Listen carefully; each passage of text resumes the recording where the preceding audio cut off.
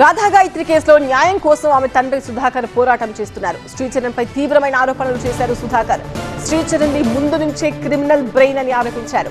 తమ బిడ్డను ఎలా హత్య చేయాలా అని స్కెచ్ వేశాడంటున్నారు సుధాకర్. టీవీ9 తో మాట్లాడుతూ కొన్ని ఎక్స్క్లూజివ్ విషయాలు కూడా చెప్పారు ఆయన.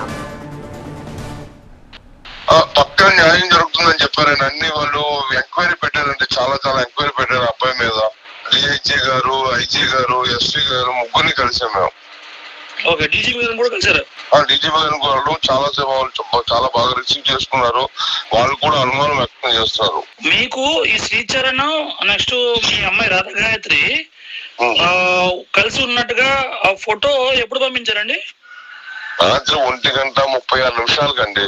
అప్పటి వరకు మీకు తెలుసా ముసూరులో ఉన్నట్టుగా? మాకు తెలియదండి. వాళ్ళు మసూరి ప్రోగ్రామే నాకు తెలియదు. ఎక్కడికి వెళ్తారని చెప్పారు మీతోని? వాళ్ళు ఋషికేశ్, హరిద్వార్ అని చూసుకుని వచ్చేస్తామని చెప్పి మాకు అదే ఇన్ఫర్మేషన్. బట్ అది కాకుండా వాళ్ళు నలుగురు వెళ్తాం, ఫ్యామిలీ వెళ్తామని, వాళ్ళ మదరు కాదని తీసుకెళ్తామని కూడా ముందు నుంచి ప్రోగ్రామ్ అండి. దాని గురించి మేము కొంచెం ధైర్యంగా ఉన్నాం. వాడు లాస్ట్ వాడు ఫస్ట్ నుంచే క్రిమినల్ బ్రెయిన్. వాడు స్కెచ్ చేస్తున్నాడు ఎలాగా చేయాలని. ఇప్పుడు తల్లిదండ్రులు ఎవరైనా మేనేజ్ చేసేయగలరు.